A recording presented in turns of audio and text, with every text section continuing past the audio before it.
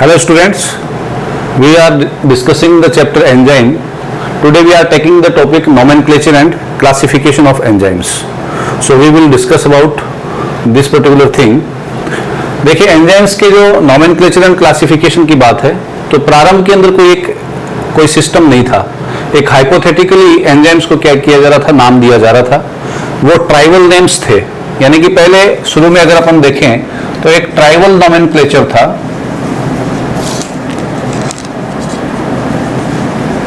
और tribal nomenclature का मतलब जो लोकल लैंग्वेज के अंदर अपन किसी को नाम देते हैं उस तरीके से उनको नाम दिया गया. जैसे पैप्सिन, ट्रिप्सिन, टाइलिन. ठीक है, प्रारंभिक जो नामकरण जो या नोमेनक्लेचर जो किया गया. उसके बाद डुप्लेक्स, ये एक साइंटिस्ट थे. इन्होंने फिजियोलॉजिकली जो एंजाइम्स एक्टिव हैं, जो काम कर रहे हैं, उनका जो नोमेनक्लेचर है वो एक सफिक्स एज यूज करते हुए दिया. सफिक्स के रूप में उन्होंने एज यूज किया.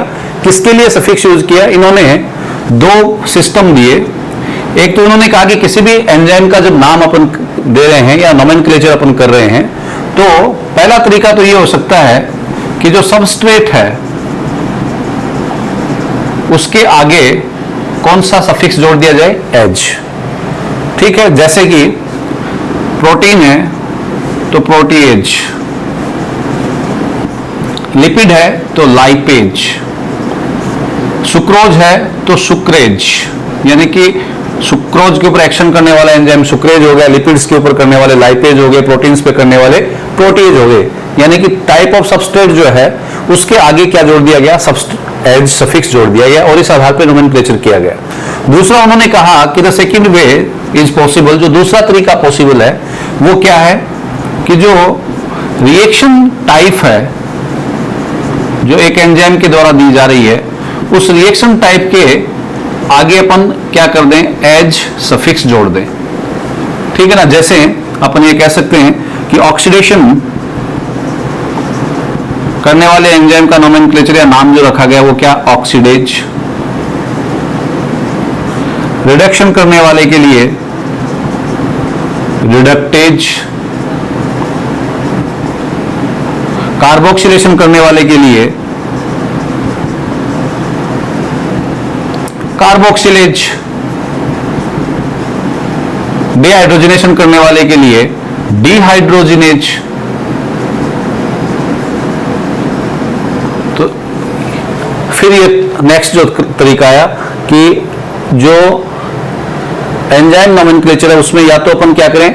सबस्ट्रेट जो है उसके नाम के आगे एज सफिक्स जोड़ दें, या फिर जो एंजाइम के द्वारा दी गई रिएक्शन है उसके आगे अपन एज सफिक्स जोड़ करके उस एंजाइम को क्या कर सकते हैं? नाम दे सकते हैं. उसके बाद में न्यू सिस्टम जो था एंजाइम्स के लिए जो मोस्टली यूज होता है उसमें एंजाइम के नाम को या उसके नोमेनक्लेचर के लिए दो पार्ट्स का यूज किया गया. यानी कि जो न्यू सिस्टम है उसमें एंजाइम नोमेनक्लेचर के लिए we are using the particular two parts. The first one part, जो फर्स्ट पार्ट है ये शो करता है सबस्ट्रेट नेम को, नेम ऑफ सबस्ट्रेट. और जो सेकंड पार्ट है that is representing what type of reaction.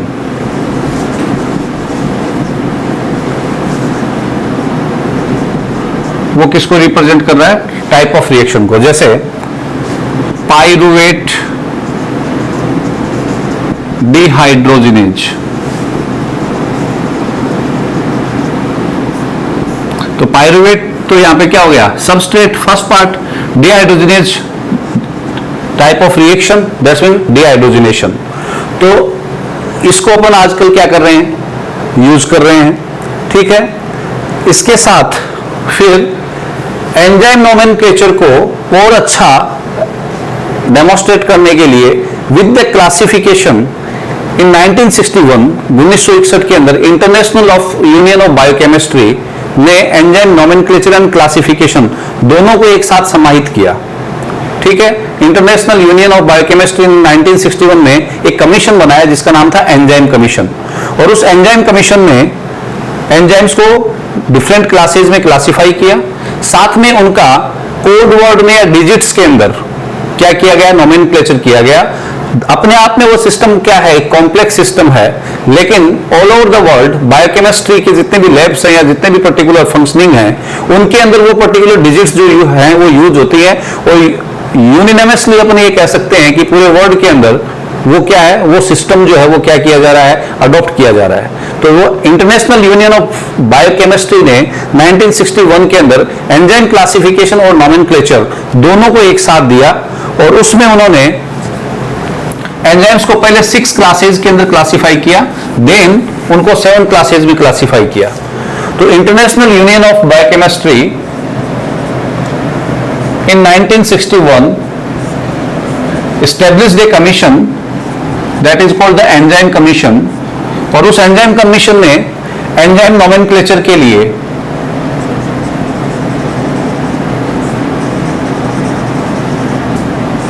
Four digits का यूज किया। ठीक है, 4 डिजिट्स जो थी उसमें प्रत्येक डिजिट एंजाइम की एक स्पेसिफिक क्वालिटी को क्या करती है, रिप्रेजेंट करती है। साथ ही क्लासिफिकेशन जो था टोटल एंजाइम्स का, वो उसका बेस था उस नोमेनक्लेचर का, और उस क्लासिफिकेशन में उसने पहले 6 क्लासेस बनाई जो मोस्टली एनसीईआरटी के अंदर आपको यहां तक मिलेगा बुक्स के अंदर, लेकिन now the time 7th class और उसके अंदर ऐड कर दी गई है ट्रांसलोकेज के नाम से। तो now the time there are 7 classes, 7 classes में क्लासिफाई किया गया है, बट टिल द एनसीईआरटी आपको क्या है, 6 क्लासेज के अंदर ही आपको क्या करना, पढ़ना है। वो कौन सी है क्लासेज, उसके बारे में अपन डिस्कस करेंगे। पहले अपन बात करते हैं किसकी, नोमेनक्लेचर की, जिसमें उन्होंने एंजाइम्स को 4 डिजिट में नोमेनक्लेचर जो है वो किया उनका। जैसे मैं भी आपको बता रहा हूं कि ये जो 4 डिजिट हैं, फॉर एग्जाम्पल एक एंजाइम है जिसको EC1111 जो है उस डिजिट से नोमेनक्लेचर किया गया उसका। तो इसका मतलब क्या है, देखिए ये जो 4 डिजिट हैं, इसमें पहली डिजिट जो है वो एंजाइम किस क्लास से बिलोंग करता है। अभी मैंने बताया जैसे 7 क्लासेज में एंजाइम्स को क्लासिफाई किया गया है, जिसमें वो 7 क्लासेज जो हैं वो कौन सी हैं उनके बारे में एक एक करके अपन पढ़ेंगे। जैसे फर्स्ट क्लास है वो ऑक्सीडो रिडक्टेज है। तो यहाँ पे जो 1 है वो ये शो कर रहा है कि जो एंजाइम है वो कौन सी क्लास से बिलोंग करता है, ऑक्सीडो रिडक्टेज से। ठीक है, सेकंड जो है वो किसको शो करता है, सब क्लास। ठीक है, a particular substrate group on which the enzyme is acting. ठीक है ना, सब क्लास का मतलब ये है कि वो ग्रुप जिसके ऊपर एंजाइम क्या कर रहा है, एक्ट कर रहा है, या जिस ग्रुप को एंजाइम क्या कर रहा है, सबस्ट्रेट के रूप में काम ले रहा है एक्शन के लिए। थर्ड वन, सब क्लास। अगली जो डिजिट है वो किसको शो करती है, सब क्लास को शो करती है। And the fourth one is mostly representing type of reaction, यानी कि उस एंजाइम के द्वारा कौन सी रिएक्शन दी जाती है। यानी कि एक एंजाइम को नोमेनक्लेचर में या उसको जो नाम दिया गया है, नेमिंग की गई उसकी, तो वो नेमिंग किस में निहित है, 1111। ठीक है, अब जैसे इसी पर्टिकुलर डिजिट की अपन बात करते हैं, तो ये जो एंजाइम है वो कौन सा है, this is alcohol NAD transferase, sorry oxido reductase.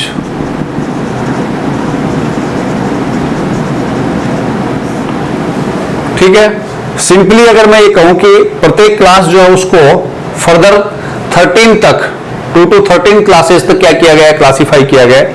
जैसे पहली क्लास है ऑक्सीडो रिडक्टेज, तो उसके अंदर 3 सब क्लास हैं, ऑक्सीडेज, रिडक्टेज, ऑक्सीडो रिडक्टेज। ठीक है, तो ये जो एंजाइम है एल्कोहल NAD ऑक्सीडेज जो एंजाइम है वो किसको रिप्रेजेंट कर रहा है? That is representing the particular enzyme which is oxidizing the alcohol, and for that what is going to be used? NAD, जिसके लिए किसका यूज हो रहा है? NAD का एक्सेप्टर के रूप में, ठीक है ना, हाइड्रोजन एक्सेप्टर के रूप में उसमें किसका यूज हो रहा है? NAD का। एक बार फिर से मैं रिप्रेजेंट कर रहा हूं कि पहला जो डिजिट है वो किसको शो करता है? क्लास को। क्लास कौन कौन सी हैं जो अभी अपन ने बात की? मैंने कहा कि NCERT में 6 क्लासेस दी गई हैं। पहली क्लास जो है वो कौन सी है? Oxido reductase. दूसरी जो क्लास है वो है ट्रांसफरेज। तीसरी जो क्लास है वो है हाइड्रोलेजेज। चौथी जो क्लास है वो है लाइसेजेज। पांचवी जो क्लास है वो है आइसोमरेज। छठी जो क्लास है लाइगेज, और सातवीं जो मैंने कहा अभी इंट्रोड्यूस की गई है वो है ट्रांसलोकेज। ठीक है, तो ये 6 क्लासेज में एंजाइम को क्लासिफाई कर दिया गया। तो पहली क्लास कौन सी हुई? Second, third, fourth, fifth, sixth, seventh. तो किसी भी एंजाइम को अगर मैं यहां पे 1 1 1 1 यूं शो कर रहा हूं, या मैं किसी एंजाइम को यूं शो कर रहा हूं 2 7 1 1, तो इसका मतलब क्या है? ये जो एंजाइम है it is belonging from the class second, transferase, क्योंकि पहली डिजिट है वो किसको शो कर रही है? किसको? क्लास को। ठीक है, अगर मैं इसको 1 1 1 1 कर रहा हूं तो फर्स्ट डिजिट क्या है? 1, तो ये रिप्रेजेंट कर रहा है कि एंजाइम कौन सी क्लास से है? ऑक्सीडो रिडक्टेज से।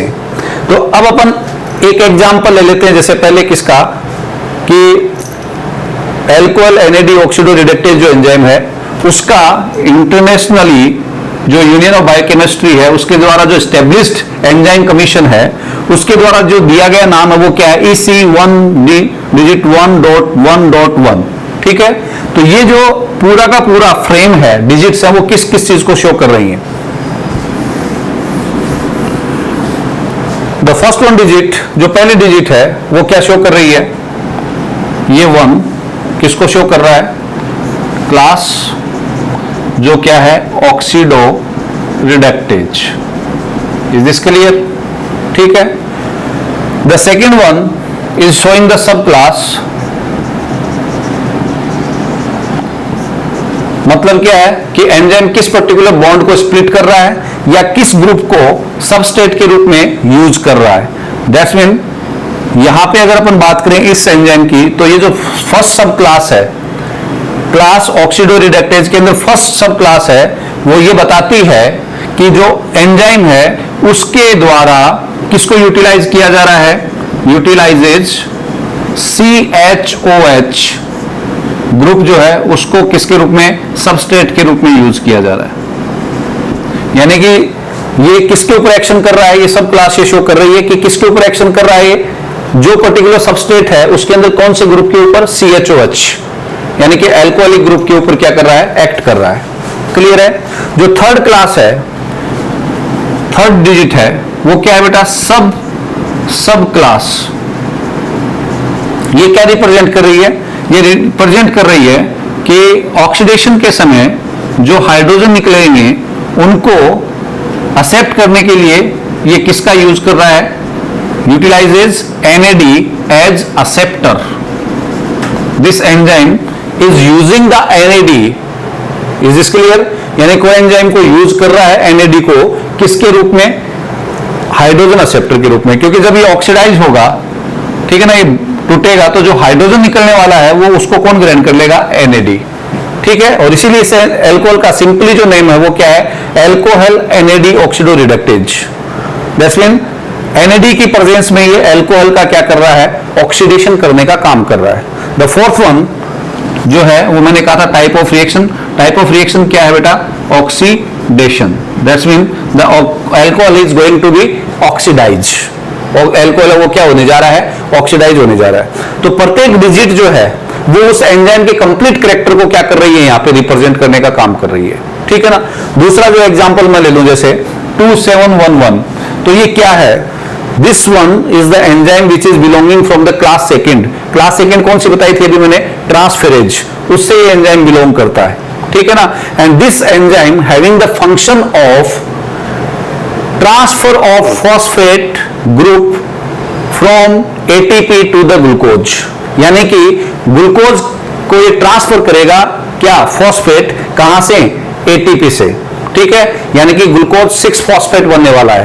दैट्स मीन अपन ये कह सकते हैं कि this enzyme is glucose transferase और hexokinase. Is this clear? That's mean वो क्या कर रहा है, ग्लूकोज, ये एटीपी और ये एटीपी से जो फॉस्फेट है वो ग्लूकोज को ट्रांसफर करने का काम कर रहा है। कौन सा enzyme, 2711। What is that, glucose 6 phosphate बना रहा है। तो पहला जो इसका डिजिट है वो तो क्या है, ट्रांसफरेज, क्योंकि ट्रांसफर करने का काम कर रहा है। सेकंड जो सब क्लास है वो क्या शो कर रही है कि इट इज एक्टिंग, ये किसको ब्रेक डाउन कर रहा है, एटीपी को ब्रेक डाउन कर रहा है, ठीक है ना। थर्ड वन जो है वो रिप्रेजेंट कर रहा है क्या क्या कि ये, सॉरी, सेकंड वन है वो क्या रिप्रेजेंट कर रहा है कि कार्बन चेन जो है ग्लूकोज की, उसके अंदर ये 6th कार्बन के ऊपर, यानी कि टर्मिनल कार्बन के ऊपर क्या कर रहा है, एक्शन कर रहा है। थर्ड जो सब क्लास है वो ये शो कर रही है कि जो डोनर है यहाँ पे एटीपी फॉस्फेट का, वो कौन है, एटीपी है। और फोर्थ है वो क्या शो कर रहा है, ट्रांसफर ऑफ फॉस्फेट, यानी कि ये वन है वो क्या शो कर रहा है, transfer of phosphate. Is this clear? मैंने आपको कहा था कि सब क्लास जो है वो 2 to 13 हो सकती है। प्रत्येक क्लास के अंदर जो 6 क्लास मैंने बताई हैं उनमें प्रत्येक में जो सब क्लास हैं उनकी संख्या 13 तक हो सकती है, ठीक है। तो ये नॉमेनक्लेचर, जो नया नॉमेनक्लेचर है जो विथ क्लासिफिकेशन है, जिसमें एंजाइम्स का नाम जो रखा गया है वो 4 डिजिट्स के आधार पर रखा गया है। यानी कि इस डिजिट के आधार पर मैं पहचान जाऊंगा, एक बोतल है उसमें एंजाइम पड़ा हुआ है और उसके ऊपर अगर लिखा हुआ है 1111, तो इससे मैं पहचान चुका हूं कि this is the enzyme N alcohol NAD transferase. And what is the particular utility of this enzyme, इस एंजाइम का काम क्या है ये भी मैं समझ जाऊंगा। क्या कि ये एंजाइम बिलोंग करता है किससे, ऑक्सीडोरिडेक्टेज क्लास से, यानी कि वो क्लास जिसमें कौन से एंजाइम्स को शामिल किया गया है जो ऑक्सीडेशन और रिडक्शन अभिक्रियाओं से संबंधित है। फिर अगर इसकी सब क्लास 1 है तो मैं इससे समझ जाऊंगा कि ये वो एंजाइम है जो अल्कोहल का ऑक्सीडेशन करने वाला है। थर्ड जो 1 है उससे मैं ये समझ जाऊंगा कि ये 1 किसको रिप्रेजेंट कर रहा है, ये रिप्रेजेंट कर रहा है कि जो ऑक्सीडेशन से रिलीव होने वाले हाइड्रोजन्स हैं उनको एक्सेप्ट करने का काम इस एंजाइम के अंदर कौन करेगा, एनएडी करेगा। एंड द फोर्थ वन जो है वो ये शो कर रहा है टाइप ऑफ रिएक्शन। क्या टाइप ऑफ रिएक्शन का मतलब, this is the oxidase enzyme, that's mean oxidation reaction को शो करेगा। Is this clear?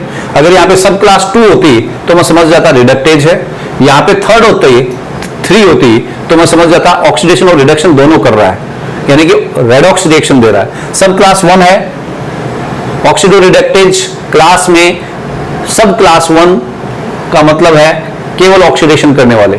अगर यहाँ पे 2 होता तो रिडक्शन करने वाले, और अगर यहाँ पे 3 होता तो ऑक्सीडेशन और रिडक्शन दोनों करने वाले, यानी कि रेडॉक्स रिएक्शन देने वाले। Is this clear?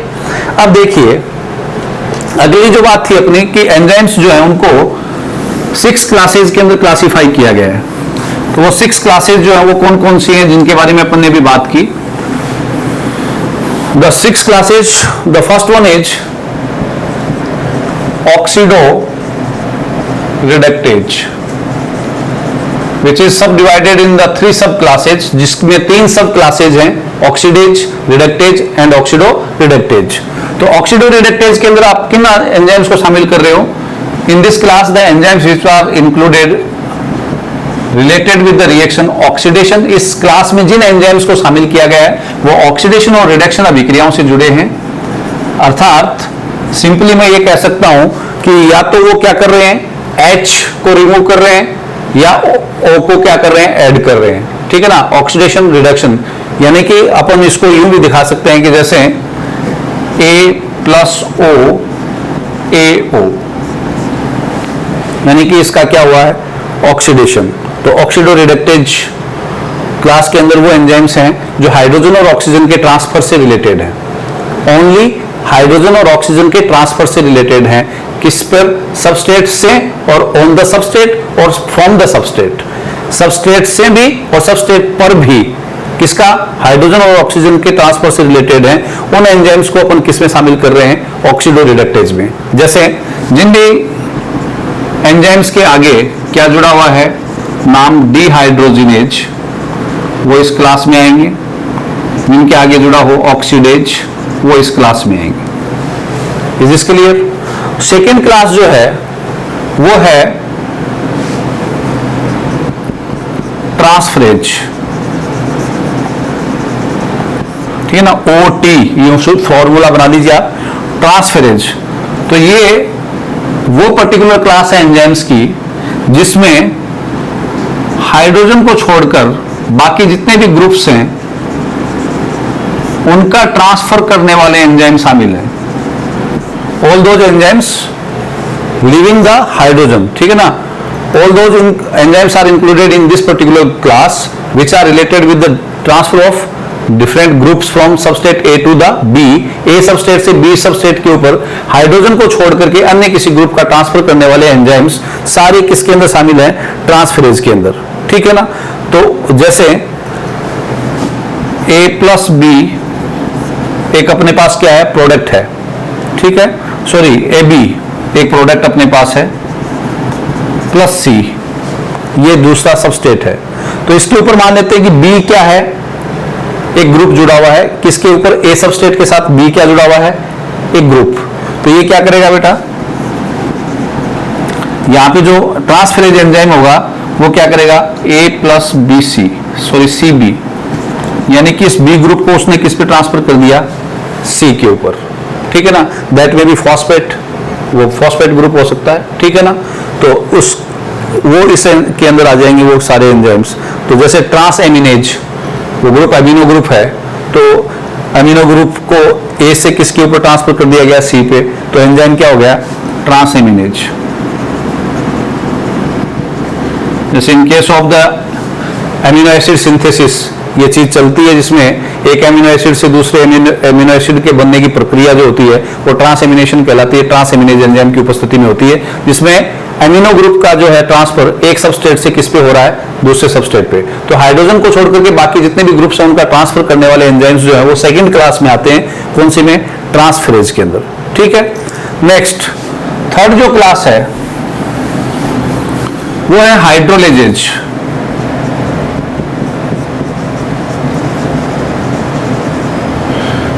ठीक है, इन दिस क्लास, इस क्लास में जो एंजाइम्स हैं कौन से एंजाइम्स को शामिल किया गया है, जो इन प्रेजेंस ऑफ वाटर किसी कॉम्प्लेक्स मॉलिक्यूल को सिंपल में तोड़ रहे हैं या सिंपल मॉलिक्यूल्स को कॉम्प्लेक्स में कन्वर्ट कर रहे हैं बाय रिलीजिंग द वाटर, ठीक है ना। In presence of water they are break downing the complex matter into the simple, but these enzymes hydrolases and hydrases, ठीक है ना, दोनों इसमें शामिल हैं।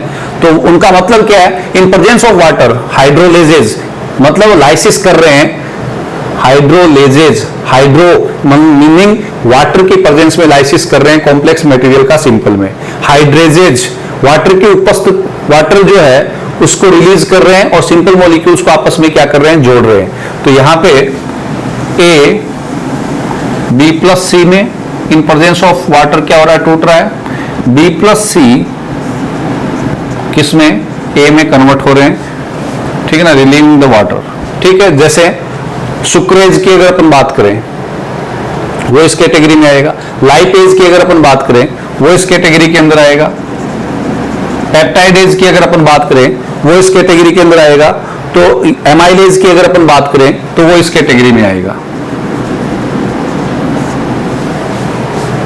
Is this clear? तो ये एंजाइम्स जो इन presence of water action show कर रहे हैं ब्रेक डाउन करने का या जोड़ने का, वो किस कैटेगरी में, थर्ड क्लास, जिसका नाम क्या है, हाइड्रोलेजेज एंड हाइड्रेजेज। फिर उसके बाद नेक्स्ट जो क्लास है वो है बेटा लाइसेज।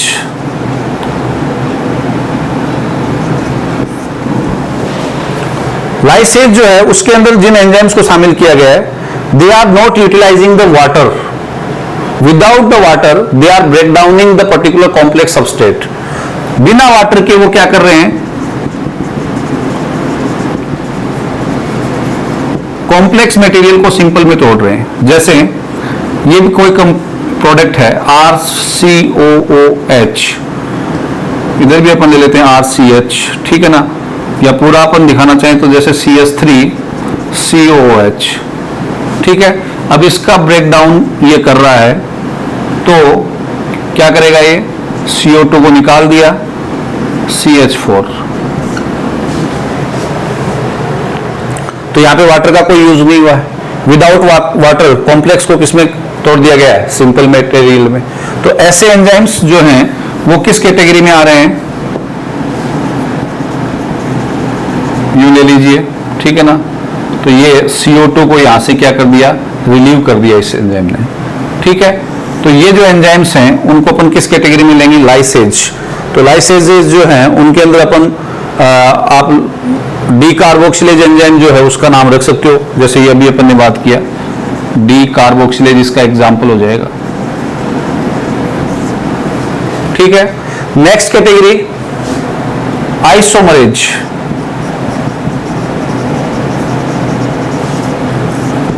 ठीक है ना, enzymes which are related with the isomerization, ठीक है ना। जैसे राइबोस का जाइलोज में, ठीक है ना, दोनों 5 कार्बन शुगर हैं, ठीक है। राइबोस का राइबुलोज में या जाइलुलोज में, तो इसके अंदर अपन आइसोमरेज, एपिमरेज और म्यूटेज इन एंजाइम्स को शामिल कर रहे हैं। एक 5 कार्बन शुगर को 5 कार्बन शुगर में कन्वर्ट किया यहां पे, ठीक है ना, लेकिन वो स्ट्रक्चरली दोनों एक दूसरे से क्या है, डिफरेंट है, दोनों स्ट्रक्चर उनकी दोनों की डिफरेंट है, वैसे इंपेरिकल फॉर्मूला उनका क्या रहेगा, सेम रहेगा। Is this clear? तो वो कौन से हो गए, आइसोमरेज। इसके बाद में जो 6th क्लास है that is the ligase. These are the joining enzymes, जो क्या करते हैं, सबस्ट्रेट्स को आपस में क्या कर रहे हैं, जोड़ने का काम करते हैं, उनको अपन क्या बोल रहे हैं, लाइगेज, यानी कि सिंथेसिस का काम करते हैं। जैसे X+Y जो है उसको वो किस में कन्वर्ट कर देंगे, XY में, ठीक है, ये लीजिए। तो ये एंजाइम कौन से हो गए, सिंथेटेज। DNA लाइगेज का भी नाम सुना होगा आपने, जो DNA के 2 पीस जो होते हैं उनको आपस में जोड़ने का काम करता है। ये DNA स्ट्रैंड्स हैं, 2 खंड DNA के जो हैं उन DNA के खंडों को आपस में जोड़ करके एक पीस बना रहा है, कौन, DNA लाइगेज, ठीक है। एक अभी मैंने आपको बताया कि 7th जो है वो कौन सा जोड़ा गया है, ट्रांसलोकेज, ठीक है। These are the enzymes which are related with the transportation और the exchange of the ions और the molecules across the membrane. कोशिका झिल्ली जो है, मेम्ब्रेन से उनके अक्रॉस आयंस का एक्सचेंज जो है, आदान प्रदान है, उससे रिलेटेड जो एंजाइम्स होते हैं वो कौन से क्लास में आते हैं, ट्रांसलोकेज के अंदर। जो मोस्टली पंप्स जो होते हैं, सोडियम पोटेशियम पंप, उनके मदद के लिए भी पाए जाते हैं। तो वो जो एंजाइम्स हैं उनको कौन सी क्लास में रखा गया है, ट्रांसलोकेज, जिसमें अपन ट्रांसपोर्टर एंजाइम को ले सकते हैं एग्जाम्पल के रूप में, transporter enzyme which are related with the transportation of ions और मॉलिक्यूल्स अक्रॉस द मेम्ब्रेन। कोशिका झिल्लियों के आर पार आयंस का एक्सचेंज करने से रिलेटेड है। तो ये मोस्टली 6 क्लासेज हैं बेटा। फर्स्ट, ये ऑर्डर आप ध्यान में रखना एग्जाम के अंदर, ये जरूरी है। First class oxidoreductase, second transferase, third hydrolases, fourth lyases, fifth isomerase, 6th ligase, ठीक है। और किसी भी पर्टिकुलर एंजाइम को अगर 4 डिजिट्स में पहली डिजिट 1 आ रही है तो आप समझेंगे क्या है, पहली डिजिट अगर 1 आ रही है तो क्या समझेंगे, ऑक्सीडोरिडक्टेज। सेकंड, अगर सेकंड से स्टार्ट हो रहा है तो आप समझेंगे ट्रांसफेरेज। थर्ड से स्टार्ट हो रहा है तो आप समझेंगे हाइड्रोलेजेज। फोर्थ से स्टार्ट हो रहा है तो आप समझेंगे क्या, दैट इज लाइसेज। इस तरीके से आपको करना है, ठीक है। Thank you very much.